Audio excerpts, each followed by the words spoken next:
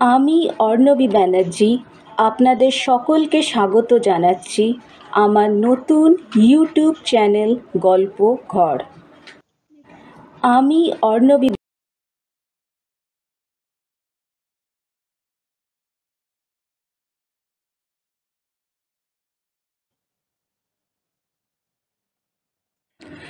আমার গল্পটি যদি আপনাদের ভালো লাগে আপনারা নিশ্চয়ই লাইক বাটনে ক্লিক করবেন এবং অবশ্যই সাবস্ক্রাইব করবেন।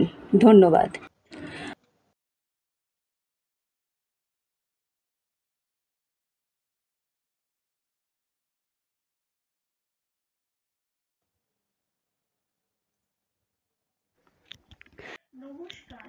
নমস্কার, আজ আমার গল্প জাতক সমগ্র থেকে সেরিবান জাতক। আজ হতে 4 যুগ আগে বোধিসত্ত্ব সেরিরা রাজ্যে এক দরিদ্র পরিবারে জন্মগ্রহণ করেন। তিনি যৌবনে ফেরিওয়ালার কাজ করে জীবিকার্জন করতেন। তার নাম ছিল সেরিবান। সেই রাজ্যে সেরিবা নামে আর এক ফেরিওয়ালা বাস করত। একদিন বোধিসত্ত্ব সেরিবাকে সঙ্গে নিয়ে অন্ধরূপ নগরে বাণিজ্য করতে গিয়েছিলেন। সেরিবা খুবই অর্থলোভী ছিল। সেই নগরে গিয়ে কে কোন রাস্তায় ফেরি করে বেড়াবেন তা ভাগ করে নিয়েছিলেন। ঠিক হয়েছিল একজন এক রাস্তায় ফেরি করার পর অন্যজন সেই রাস্তায় ফেরি করতে পারবেন। পূর্বে সেই অন্ধরূপ নগরে সম্পত্তিশালী এক শ্রেষ্ঠী পরিবার বাস করত। পরে লক্ষ্মী দেবীর কোপে পড়ে সেই পরিবার সব সম্পত্তি হারিয়ে নির্ধন হয়ে পড়ে। একে একে সেই পরিবারের পুরুষেরা সব মারা যান। সেই সময় বোধিসত্ত্ব সেই নগরে বাণিজ্য করতে যান। সেই সময় সেই শ্রেষ্ঠী পরিবারের মাত্র একটি বালিকা ও তার বৃদ্ধ পিতামহী জীবিত ছিলেন। তারা অতি কষ্টে প্রতিবেশীর বাড়িতে কাজকর্ম করে জীবিকার্জন করতেন। অতীতে সৌভাগ্যের সময় বাড়ির কর্তা যে সোনার থালায় ভোজন করতেন সেটি তখনও ছিল, কিন্তু দীর্ঘকাল সেটিকে ব্যবহার না করায় তা অন্যান্য ভাঙা বাসনপত্রের সঙ্গে থাকায় সেটির উপর এত ময়লা জমেছিল যে সেটি সোনার পাত্র বলে চেনা যেত না। একদিন লোভী ফেরিওয়ালা সেরিবা কলসি কিনবে বলতে বলতে সেই শ্রেষ্ঠীদের বাড়ির পাশ দিয়ে যাচ্ছিল। তখন সেই পরিবারের ছোট বালিকাটি তার ঠাকুমাকে বলল, আমাকে একটা গয়না কিনে দাও না। ঠাকুমা বলল, আমরা গরিব লোক, গয়না কেনার পয়সা কোথায় পাবো?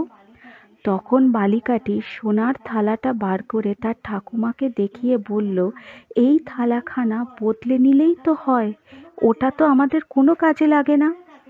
বৃদ্ধা তাতে কোনো আপত্তি না করে ফেরিওয়ালাকে ডেকে বললেন, মহাশয়, এই থালাখানির বদলে আপনার এই ছোট বোনটিকে যা হোক একটি জিনিস দিন।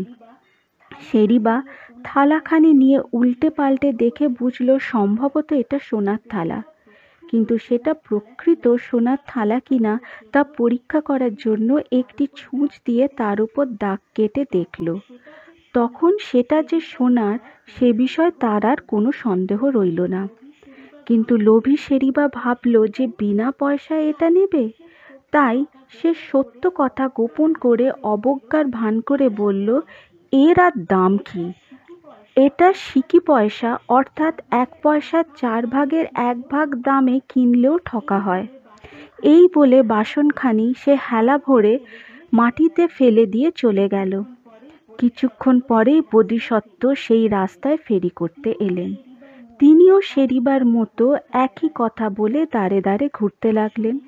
তা শুনে সেই বালিকাটি তার ঠাকুমাকেই এসে সেই একই অনুরোধ করল।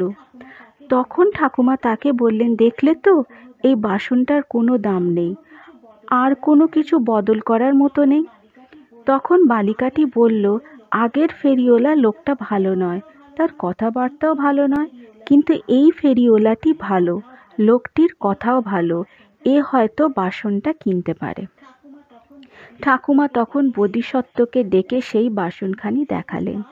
সেটি তার হাতে দিলে বোধিসত্ত্ব দেখা মাত্র সেটি সোনার বলে বুঝতে পারলেন। তিনি বললেন, মা, এর দাম তো অনেক, লক্ষ মুদ্রা, কিন্তু এত অর্থ তো আমার নেই। তার কথায় সন্তুষ্ট হয়ে বৃদ্ধা বললেন, এই মাত্র একজন ফেরিওয়ালা এসেছিল, সে বলল, এর দাম 1 সিকিও হবে না। বোধহয় আপনার পুণ্য বলে এটি সোনা হয়ে গেছে। এটা আমরা আপনাকেই দেব। এর বিনিময়ে আপনার যা ইচ্ছে দিন। বোধিসত্ত্বের কাছে তখন 500 রূপোর টাকা এবং ওই মূল্যের পণ্যদ্রব্য ছিল। তিনি তা হতে মাত্র 8টি টাকা এবং দাঁড়িপাল্লা ও থলেটি নিয়ে বাকি সব টাকা ও দ্রব্য বৃদ্ধাকে দিয়ে দিলেন। তারপর তিনি সেই সোনার থালাটি নিয়ে সোজা নদী তীরে চলে গেলেন।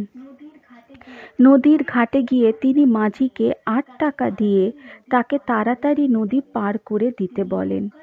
তিনি নৌকায় বসলে মাঝি নৌকা ছেড়ে দিল। এদিকে শেরিবা লোভ সামলাতে না পেরে শ্রেষ্ঠীদের বাড়িতে ফিরে এসে বলল, আপনাদের থালাটা বদলে কিছু একটা জিনিস না দিলে ভালো দেখায় না। তখন বৃদ্ধা বললেন, কিন্তু একটু আগে একজন সাধু ফেরিওয়ালা সেটি 1000 টাকা দিয়ে নিয়ে গেছে, অথচ আপনি বলেছিলেন এর দাম সিকি পয়সাও নয়। কথাটি শুনে সঙ্গে সঙ্গে পাগলের মতন হয়ে ওঠে শেরিবা।